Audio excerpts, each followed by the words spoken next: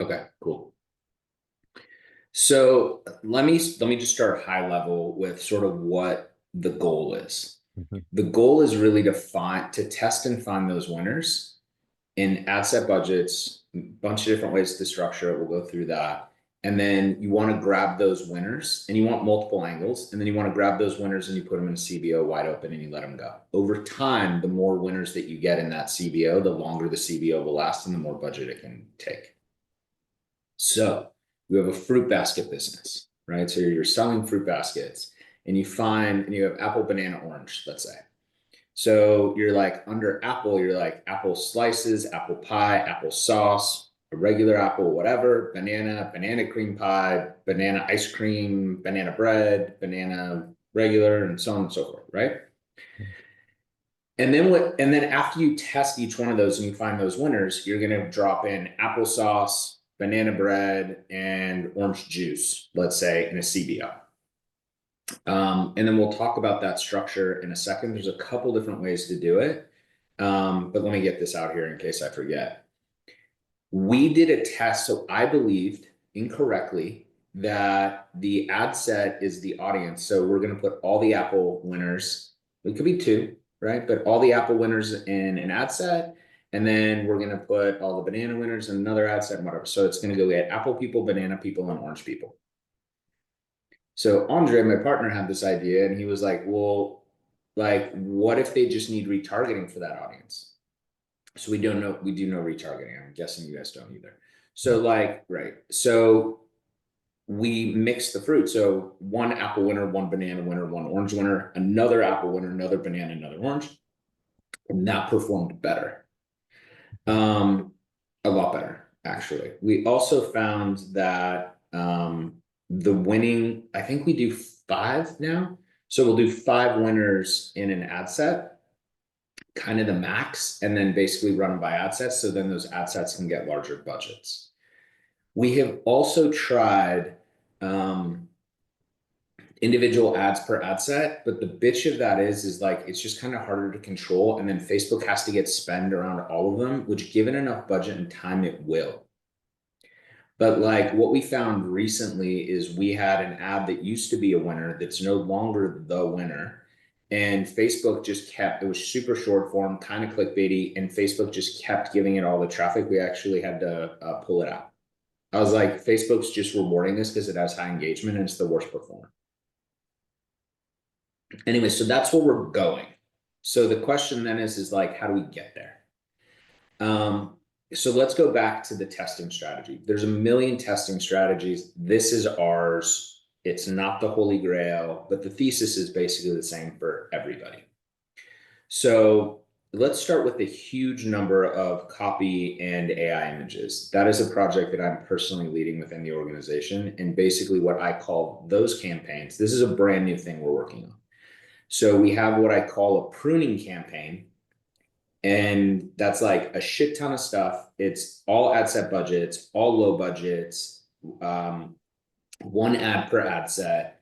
And then we run low budgets, try to basically do the initial test on those winners. And then we take them to like, I don't have a name for this one, but kind of the mid form. And you're like, all right, let's put some more budget on this and let's see if these are actually winners. So I'm looking for leading indicators and then I'm looking to actually test. So the way that I think about it is, you go out on a date with somebody, you're like, we're just going to meet for coffee. If I have a good time with coffee, then we can go to dinner and a movie.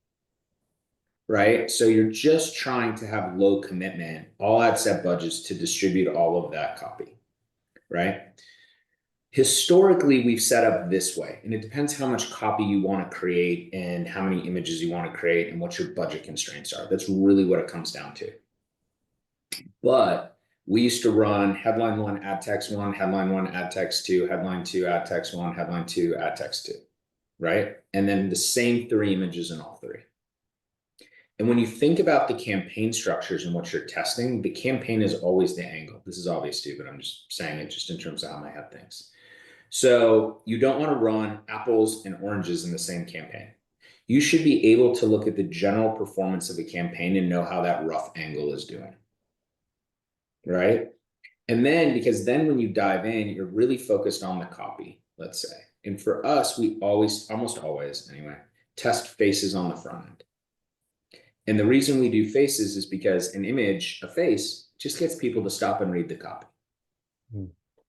That's all I'm trying to do. I'm like, what's the winning copy?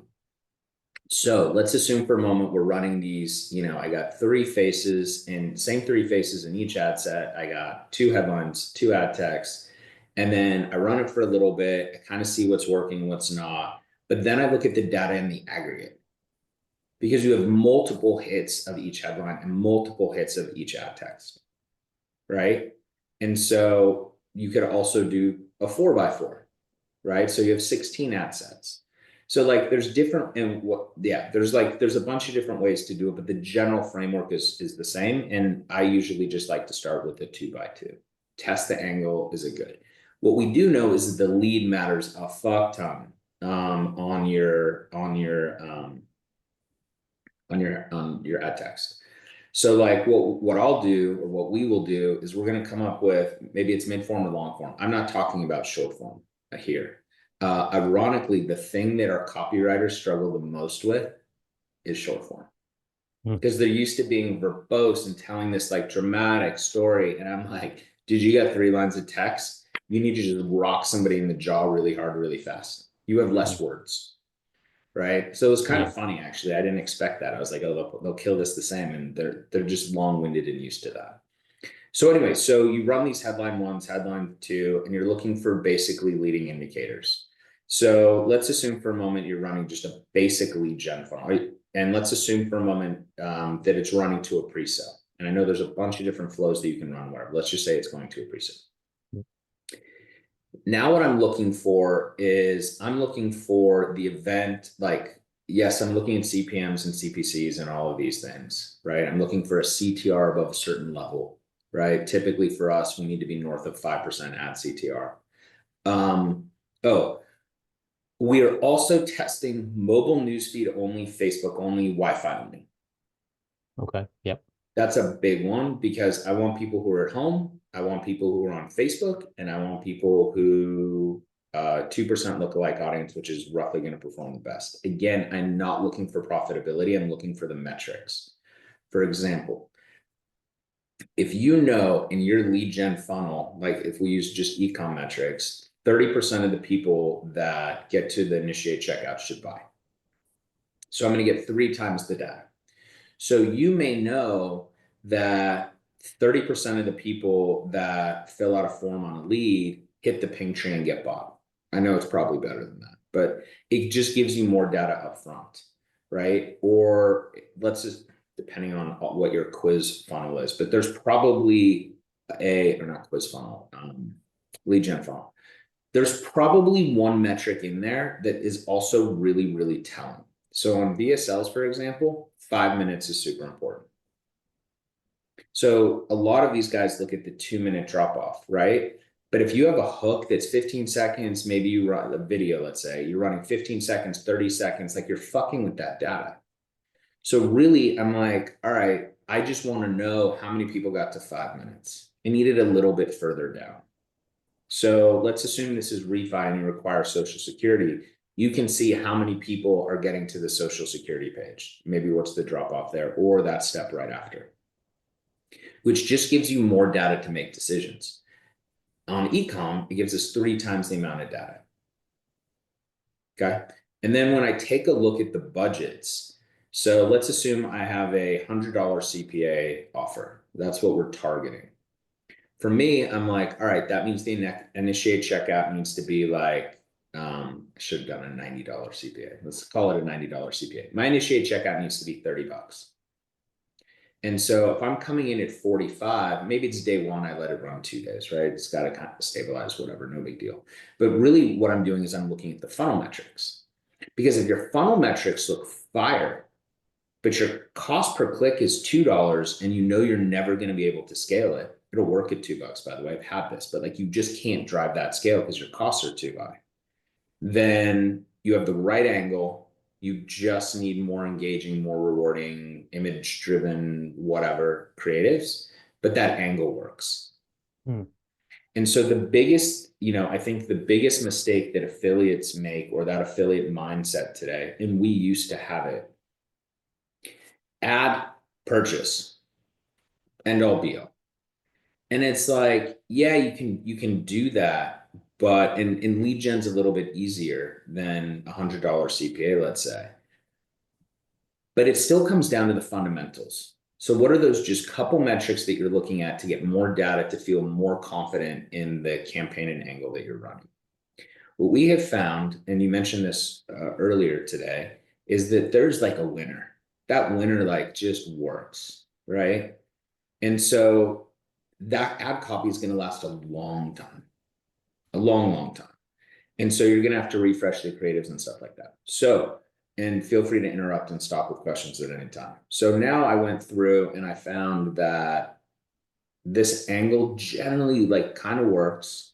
I think that headline 1 and ad text 2 work. And these images are okay. By the way, I'm losing. And I'm losing because my creatives are faces. Now, let's assume for a moment that you're running refi. So we did do this also. On refi, we may come up with our 3 winning home images. And those are just the 3 houses we basically use over and over and over. And the reason that you want to use the same images is because you're just removing one variable, right? So again, you're not focused on profit. So if I came to you and I was like, Andy, you work for me, your campaign is getting fucking killed this week.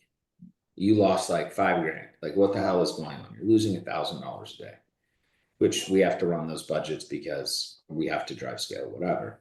And you're like, yeah, but look what I found. And you're like, I found that this ad text and these winning combinations really have amazing funnel metrics. The lead quality is really, really high. They get picked up off the ping tree in a second. They all convert, whatever it is. I'm like, okay, that's super interesting. So now what we have to do is go back and rework that angle in those creatives to drive the CPCs down. And that game is where you're fighting the Facebook black box in terms of what do they reward you with. Does that make sense? Yeah, yeah. So after we figure, so let's assume you had houses, but after we figure out the winning ad text, then we restructure the campaign, and maybe it's 5 ad sets, maybe it's 10 ad sets. And let's assume it's headline 1, ad text 1, and ad text 2. Put all of those in one ad set. And then now I'm testing the creatives. So you're just moving methodically through the process. What that does is it pulls off a little bit of pressure from you and it allows you to think more clearly. I believe this. Because you're not just like, I put up this new campaign, it's fucking losing. Like, what do I do? Well, the goal wasn't to go from here to here. The goal is to go from here to here, to here to here, to here to here, and show progress, because we know that most things aren't going to work. So now you find this winner on this Apple one. You got this Apple test campaign, it's working. Just keep testing it. Like, just keep pushing it up as long as you can. But then you can take that and you can drop that into a CBO. So if you have one angle in a CBO, we run 2, 5, 10% and open lookalike audiences. We take the same ads, put them in those 4 ad sets, push a day one $1,000 on the CBO budget, let it all placements, all everything, let it rip and let it go. And so now you have one. So now you go through and you do this again and you find the banana bread angle, right? And so you found the right copy, you found the right image, and now all of a sudden you move to this other CBO. So now you got like 2 of these CBOs. Well, for me, I probably wouldn't take those 2 and put them together. For me, the number's 3. So now you get the orange juice angle is working really well. So you have another CBO over here. And then we have those 3 CBO scaling campaigns. Typically, we keep testing and scaling in separate ad accounts. I also do not believe that media buyers should be running the same ad account. Like, how do you just easily go in and look at your performance? Sure, you have a tracker, but like, you have to be checking your data against Facebook. There's probably attribution loss on Facebook someplace. Maybe there's a delay in cost. Like, ad accounts matter. So if some guy's fucking with your ad account and throws up some Trump bullshit, whatever, you get some score on the back end that some other guy did, like fuck that guy. That's insane Yeah. to me. And what that also allows is the manager, CFO, whoever the hell it is, the CEO is looking, they can actually look at the performance by ad accounts by manager and all of these things. You might get pushback, but push harder. Mm. Tell me, talk to me, and that's what they should do. Yeah, so I just don't believe in that. Same thing with pages. Don't share your pages. We did that a lot. Like we're Yeah, I'm literally sure. all running on the same page. That's a fucking mistake. Yeah. The number one mistake with that is what happens if your page gets flagged? What happens if your ad account goes down? What happens if a creative gets flagged? What happens if copy gets flagged? I've had all of these. And Yeah. so they may be like, well, we're going to get better performance. And I was like, cool, but what would you pay for insurance and diversification?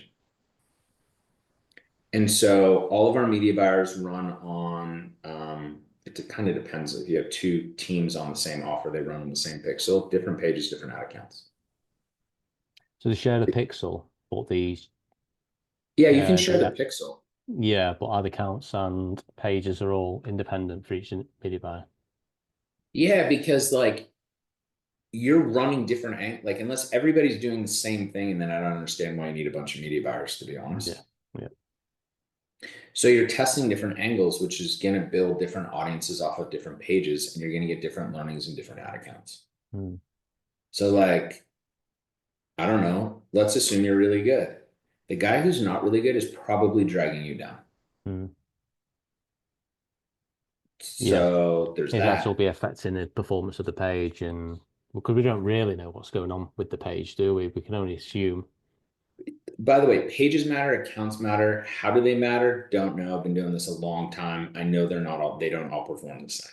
Mm. We've run tests where we run CBOs and all we do is change the pages and not all pages perform the same. Right? Take that same campaign, all post IDs, different ad account, different ad accounts do not perform the same. Now, a seasoned ad account will perform better than a brand new ad account for sure, but all seasoned accounts started as new ad accounts. So you could have one testing account and one scaling account. Dude, you can put something up and that account goes down. The AI just doesn't like it. Managed by Facebook, don't care. Agency, like none of that matters. We had this book called the Backyard Bird Book. It was the book looks like this. It goes, My Backyard Bird Book with an image of a red cardinal. Book crushed. For some reason, Facebook did not like that image.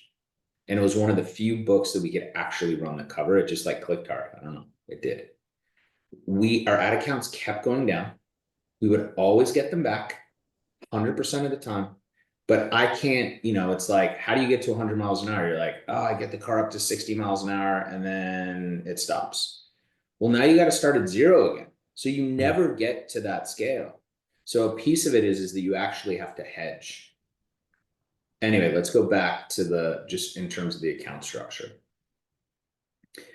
So you want to start by testing the headlines and ad text, and you want to do it with 3 images. And then in the aggregate, you can run a pivot and sort of see how those are split.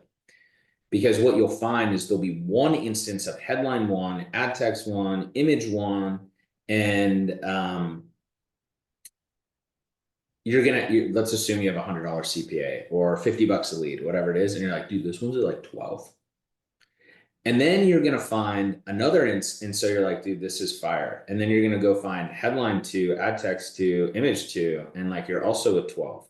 Well, is like that a winner? So you have to spread the data. So when we were doing cover testing on books, we would have like one ad set that's at like, and we always wanted to be below 3. We would have one that's at like 8 and one that's at like 93 cents. I'm like, okay, but I'm looking for the data in the aggregate, particularly over the testing. If you had this happen on a scaling campaign, kind of a different conversation because it has a bunch of budget, but whatever. Yeah, and so then we just work through it that way. So now you have this like winning thing, it's working. What else are you doing now that you found that, what did I say, one applesauce, I think. So now you have this applesauce campaign and that's doing well. Is that the best copy you're ever going to get for applesauce? Fuck no. Absolutely no. Like it is impossible to just have the ultimate winner. So then you start thinking, okay, what are the angles on applesauce, right? Is it green apples? Is it red apples? Is it Fuji apples? Is it, I don't know, broadly Washington apples? Like you can start picking through all of these things and then you start going micro, micro, micro, micro. And now all of a sudden you may have a CBO Apple campaign based off of, I don't know how many Apple types there are. There's probably 50. But like all of a sudden you're running applesauce and you found that 20 work well, or 10 work well, or 5 work well. And so you're spending time diving into that. And you're just like, something that matters a lot is guys call it the lead in the copywriting world, but when they say lead, they mean this. I'm talking about the hook, Hmm. right? So like, what's a good line for apples? And it was like, moms, don't give apples to your children. Be wary of giving apples to your children. Almost think of it as a second headline. Hmm. Because that's the first thing they're going to read that's like, what is this? And the way that I visually represent it is if I walk up to you on the street and I'm like, hey, I want you to come into my dress shop, you're like, dude, I got shit to do, like whatever, we're on vacation. But I come up to you on the street, and then maybe this isn't a good example, but this is still how I visualize it. And I like push you, not hard. I'm like, hey man, like what? You're like, dude, we got this dress shop, but I got you to stop. Then I walk up and I punch you in the shoulder. You're like, what? Like, do you want to fight? Like, what's going on? Right. Versus I walk up to you on the street and I don't punch you in the face. I think that's too far, but I just slap you across the face. You stop. The push and the punch, the push, you're just like, fucking, what are you doing? And you'll keep going. Feels like some crazy homeless guy, right? But the slap gets you to stop. So that first, I should come up with a name for it, but it's because it's not a lead. It's like, it's a hook, I guess. You're trying to slap that person. It actually doesn't have anything to do with the offer. You're trying to call out the user quickly and get them to stop. So let's come up with a controversial. You're like, women belong in the kitchen. You actually don't have to have the rest of the story talking about that, right? You could have one that's like, kids deserve to be spanked hard. You could have, what's another one? It was like, don't put water in your gas tank. I just ran this on the sample Twitter post or whatever last week or this week. So you're saying that first line doesn't have to be congruent with the rest of the ad text No, because necessarily. you have, yeah. So like, It's just a stopper, a thumb stopper. yeah. So like most people in marketing and in sales, by the way, they're trying to go from 0 to 100 really quick. And so one of my favorite stories is my father used to sell houses after he retired, so he didn't lose his mind going crazy, right? And I was like, what's your goal? And he's like, oh, my goal is to sell a house. I'm like, yeah, I got it. How are you going to get there? He's like, well, I just, I get him on the phone and then I get a listing and then I sell the house. And I was like, okay, so 3 steps. Are those the only 3 steps you need? Well, the answer is no. You have to have multiple conversations. You have to pull the market comps. You have to drive them around, let's say, so they find a house that they like. You have to verify that they actually have the funds so that you don't waste your goddamn time. Crazy story. My dad's had a couple guys that are like, literally would fly into Scottsdale and be like, we're looking at like $3 to $5 million houses. He went under contract with a guy who didn't have the money. And then the guy blew out of the contract. He never had the money. This was just this game that he was playing. He's a crazy person that's like, I like being driven around and showing multi-million-dollar houses like I'm rich, Mm. you know? So if you break these things down into elements and then you start finding gains in each of these elements, which takes more time, but you have more certainty of execution, and really now you're in budget preservation. Asterisk. There are times when you're like, dude, we need fucking traffic, and like you just have to like try to skip as many steps as you can, right? Um, anyway, so then you just start testing these smaller variables, right? So like if you're changing the button color on a pre-sale, does that matter? It doesn't matter until you have a fuck ton of traffic in 2% change in CTR matters, right? Yeah. So like I really think through it in that testing framework. Any questions on this so far? No, I don't think so. Fascinating, honestly. We're talking about testing is done in an ABO structure, moving it up once you found those winners into CBO, essentially, in the layman's terms, right? Yeah, CBOs for scale. Yeah. And there was a whole bunch of posts on Twitter. I'm gonna mention Twitter a lot because I like took a super deep dive in the last like 7, 10 days. Um, but there was like this post that got a bunch of engagement that it's like, oh, you need to test in CBO. Well, look, I literally just did it, and the CBO found distribution in these like one ads. And really, at the end of the day, when you think about what is Facebook's primary goal, is it ad revenue? Mm-mm. It's user engagement. Mm. Because the more people engage on their platform, in theory, it creates more ad units, which means they have more shit to sell, Mm. right? And somebody will buy it. The market dynamics will dictate the pricing. But if those users don't engage, they could charge $1 million CPM, but they have no users, nobody's going there, right? And so the CBO, we just didn't have a lot of distribution in the testing. Now, if I'm running a CBO for scale where all of those are winners, well then, I just decoupled risk. And some are better winners than others, and so on and so forth. What I will say about those campaigns and the most that this was crazy to me actually. I didn't even know you could do this. We downloaded all the data of a CBO. I did. I downloaded all the data of a CBO and I put it in Chat GPT and I was like, create a graph that shows me the distribution by time off of, and then I would change it. Headline, ad text. If I had a bunch, the y-axis got too long.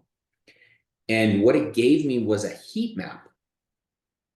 And so when you take a look at the intersection of different things, it would create a different color or dark, which the first one was rainbow. It was terrible. So I was like, can you just make it all blue? And so we could see these different levels of blue. And then what I did is I was like, great, now do an overlay of another metric, like CPC. And what that allowed us to do is I actually saw this. I will share this. I just have to find the image or redo it, I guess. But it was like you actually saw the distribution of traffic just freaking move across all the different ads. But I already knew that they were all winners. Mm. And that was fascinating to me. But if your winner is over a 30-day time horizon, like is really down here, it takes it a long time to go find the place. And that is a waste of budget. It's Mm. way easier, not your money, don't care, whatever. But we don't operate that way. And as affiliates at that time, we certainly don't. And as an agency now, we would just get fired all the time. So I think that like the systematic approach of what you're doing and is like, think of it systematically. I just think about this real estate example all the time. Another example, maybe this one works better for you, is I was like, you're single, you want to go to a bar, meet a girl and get married, right? And you're like, or let's assume for a moment, you want to get laid. You're like, I'm going to a bar to get laid. All right, what's your chance of success? It's called 5%. But if you go to a bar and then you got a bunch of phone numbers and then you move to text message and then you move to social media and then you move to coffee and then you went to dinner, what's your chance of success? That's going up.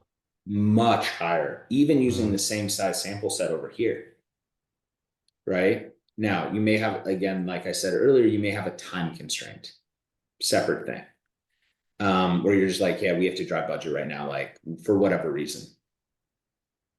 And so to fill cap or something like this, right? Yeah.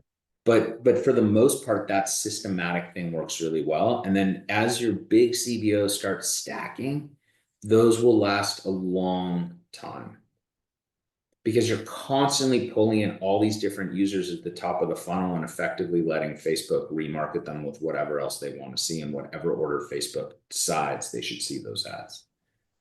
Does that make sense? Yeah. No, this is great, honestly. Massive help. Really Cool. is. Yeah. So when you think about this now, if I was like, hey man, um, go do it, where are you stuck? Where am I stuck? Um, I mean, probably what I'd do first is just go back through the ads I've already run and look at what break those down into angles now, because I've never really thought about them as angles. Let's say I'm running, which I am, like a veterans campaign, so it's targeting veterans with this listicle. Um, so I've been running images, grainy images of Vietnam War, um, choppers, rescuing soldiers has Yep. done well. Yep. Military It, always does well. yeah, things like you'll get like a close up of someone holding like it might be a US passport card with a photo ID on it, what's to Yep. imply that there's going to be some benefit, something like that. So trying to identify which of the ads that will come in at the right price or could be used as angles, and then putting those into test ABOs. I guess that will be where I would start now. Yeah, so like you want to be able to step back and let's assume for a moment you're doing veterans. Are you doing Vietnam veterans? Are you doing Afghanistan and Iraq? Are you doing I don't know, guys who are 30 years old and got out 5 years ago? Right? So like that's an example of going deeper, right? Mm, But yeah. then when you take it, which by the way, you can take that campaign, find that angle, and then you have different testing campaigns. So at the campaign level, it's very easy to see generally which one's working. How about retired firemen? How about retired policemen? How about retired teachers? So I think of veteran and I'm like, dude, really veteran means that you're basically, yes, there's the war component, but in my head, I started thinking of who's on a pension. So, what are the top 20 categories in the US where like people are on a pension? Teachers, firemen, I don't know, nurses. Like you just go down the thing, and now you have all those campaigns. And so, just in the aggregate, because your testing stuff is generally going to be pretty close. Like, I just don't think you're going to have this huge variant, right? Or you're like, I just want it. I came up with this basic ad copy, nothing sexy, not that amazing. But now I'm going to go take a look at teachers, firemen, war vets, and nurses. Who wins? Somebody will, by the way, for Yeah. sure. And so then you can just look at the campaign structure very easily and figure out which one of those works. And then you can start dialing in there, and then you come up with like um, different images and hooks and all this and that, right? Hey, if you were, and then you could start breaking it down by years. If you were a fireman if you were a retired fireman between the years of X and Y, you're not going to believe this. Yeah. So would Well, you have guess a what? test ABO for each of those professions, for example, or would you? Yeah, so I would. Yeah. But really what I would do is I would test one first and then just see how your copy does.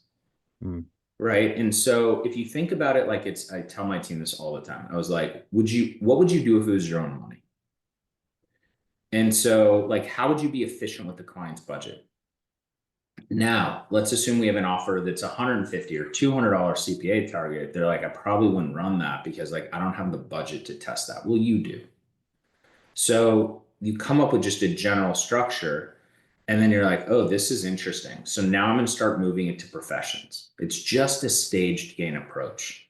Very similar to like if war veterans is working and you find that winning ad text and headline, and then you start testing a bunch of different images. Then you start testing off of those headlines and images. Then you take the war veterans, you move them to police and fire and nurses, and then you run that.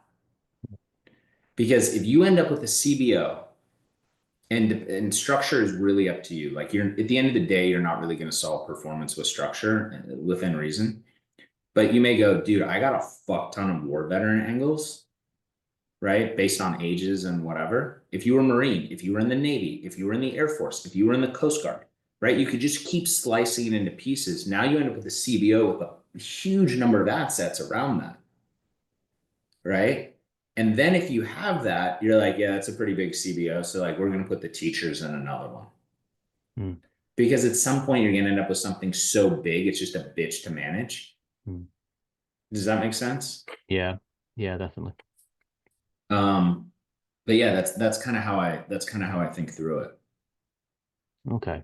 So in terms of actual testing creatives, would you say start small or maybe like 3 images a day or something like that? Or Well, what's I the kind of the wouldn't, output?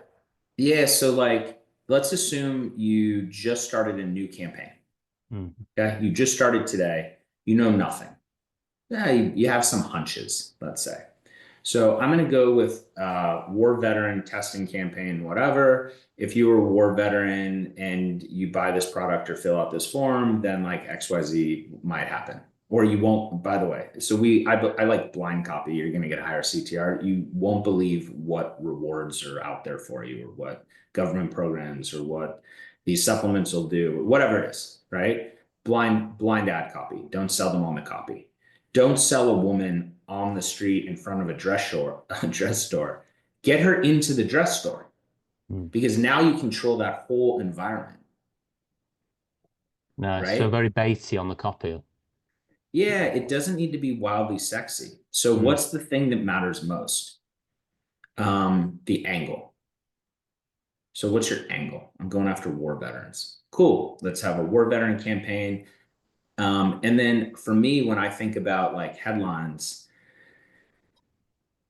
I could just come up with two. I'll probably write like 8 of them because like Mm. once I get in the zone, I'll take that headline and I force myself to write it over and over different ways. And then I'll Yeah. go back and take a look. And I was like, I really like this one. I like this one. It's a guess. Whatever. We're going to run these two, Mm. depending on if you're running short, medium, or long. If you're running medium or long, I would say just change the lead.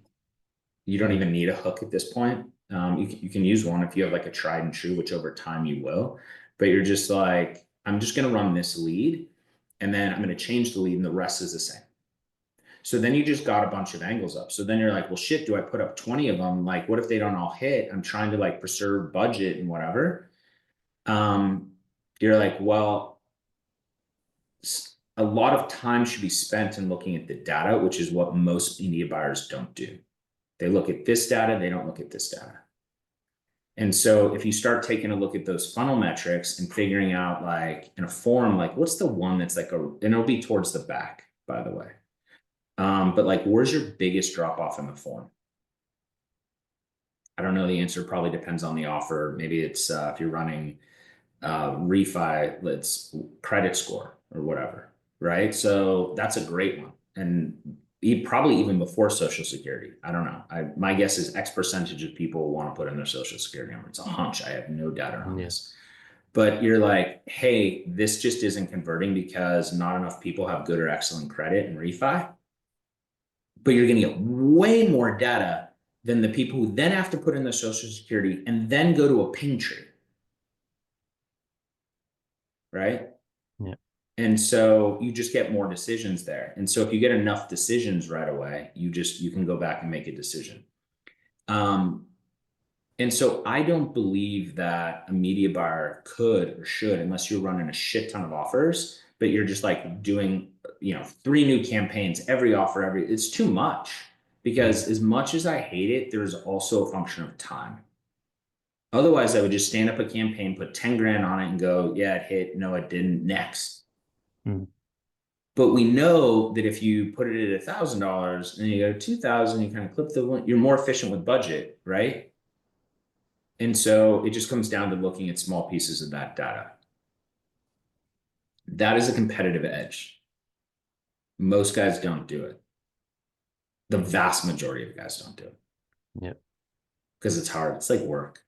You're like, who, Yeah. right? It's like I go to the gym 3 times a week. Oh, do you like do cardio too? Fuck no, I don't do cardio. Who does cardio? I'm Mm. like, the guys that get fucking ripped, bro. Like those are the guys that do cardio, right? Yeah. So, So let's go back with some So I got 10 minutes here. So let's go back with some okay. action items. So I think the first thing to do is you go back, you take a look at your winners, or you take a look at sort of what the control is, let's say, right? You Mm. have a control that's working. And let's assume you're sitting at a 10% ROI and it's just not that great, but like you're at 10%. So then you think about what's going to move the needle the most, and then how do you start testing against that? Right. And by the way, you can have two tests running at the same time. You could have a test where you're testing 5 or 10 images, all separate ad sets. The images are really going to affect your CPMs and CPCs. If we have a CPM CPC issue, typically it's images, right? And then you can take a control image and set up another test where maybe you're just changing the hook or adding a hook. And then you could have another one where you're like, I'm going to pick one hook or no hook, and I'm going to test the lead portion of it, of the copy, the lead of the copy. And so now you're just constantly evolving and progressing. I hate losing. I hate when my clients lose. I hate not performing. Like, even though we run on our clients' money, this is me playing their video game, right? So you're like, hey, Jason, come over to my house. Let's play Call of Duty. And like, I don't know, it's your video game, but I'm still losing. I don't want to lose. I don't know if it's the best analogy, but you get my point. Yeah. Okay. Where are you stuck? Where would you be blocked? I'll ask again.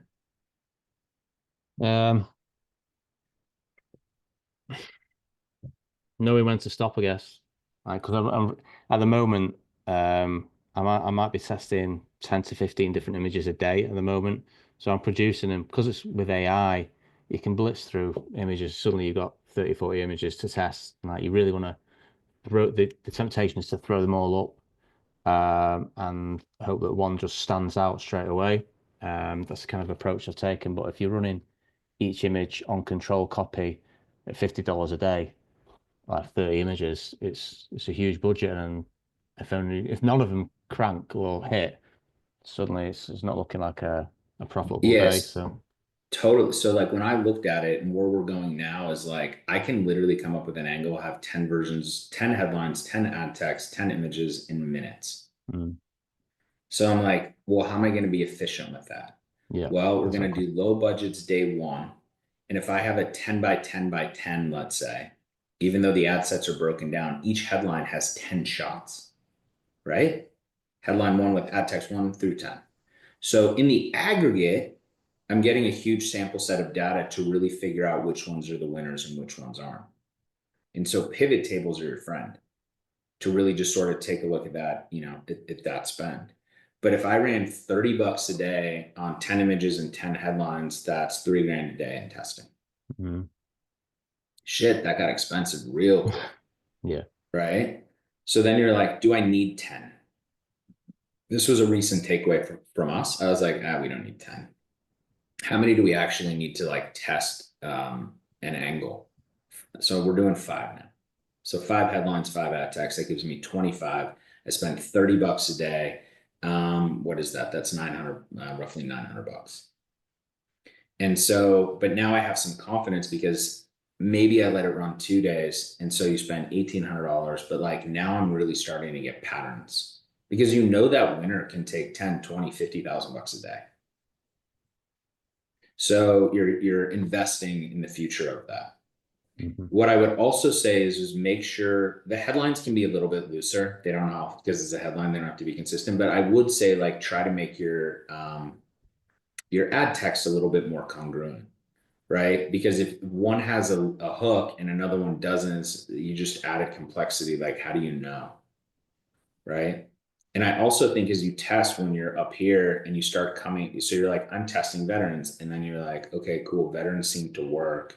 Now I'm testing Vietnam, Iraq, I don't know, Korean War, like whatever, right? You just got out of the military, or I'll do another one, small budgets, Navy, Coast Guard, Marines, Special Forces, Air Force, right? And so then you start looking for which ones work. And a couple of them will just work better. Like, I don't know, maybe more people graduate the Coast Guard and go to college so they make more money, so their houses are worth more, so the refi value is more. The credit score is better. I don't know. Maybe Special Forces is that way, right? I just don't know. But the thing to think through is to be, and there is no right way. The only thing that is the right way is to think methodically and step by step. Yep. That's the only thing that is the right way. How you Yeah. structure it, like after we would train media buyers, so all of our media buyers were basically trained from the ground up over the years. And after they kind of got their legs under them, I could look at an ad account with and not pay attention to the tag, and I would know how that account is structured, who's running it. Right? Because you teach your 16-year-old to drive a car and they get better over time, and then they go into a race car. Like, do they all drive the same? No, but I bet at a high school they all had the same driving instructor. Sure, then they had different parents who extended that, and you started creating separation of style. Right? There is no right way. So I think that's also an important thing. We were at this event in Sun Valley, and big media buyers. Everybody runs differently. Big budgets, by the way. Every guy there was 7 figures a month, right? And Wow. so some more, I think. But are they wrong? No, they just do it their way. Yeah, and for me, that's since I started media buying, maybe like I don't know what it is now, it was 3 years ago, nearly almost 4 years now. Um, no one's really had the same way of buying. Everyone's had a different way.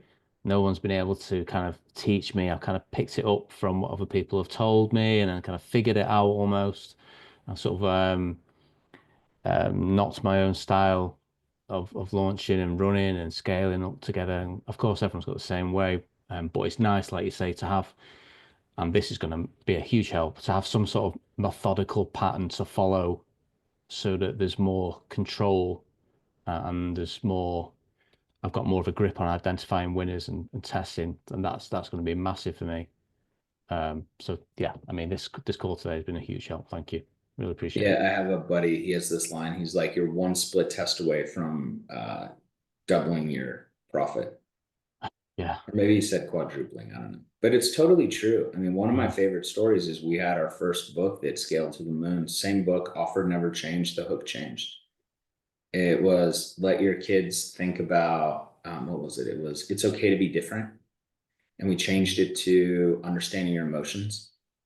And we literally changed that. I think I've told you the story before. I heard it on the call. Yeah. And it just, dude, everything else was the same. That's mental. Dude, like literally, dude, it was nuts. It's so Yeah. crazy. I can imagine the Um, feeling. So it just went through the roof of stuff. That one small change just like changed everything. That must have been absolutely crazy to contemplate. Yeah, yeah. And then when you think about hooks, I think about this all slap the reader. So like I just was doing shoot from the hip, some of these like long. So I had 3 people ask me, they're like, I sell this product. Like, what kind of copy would you write?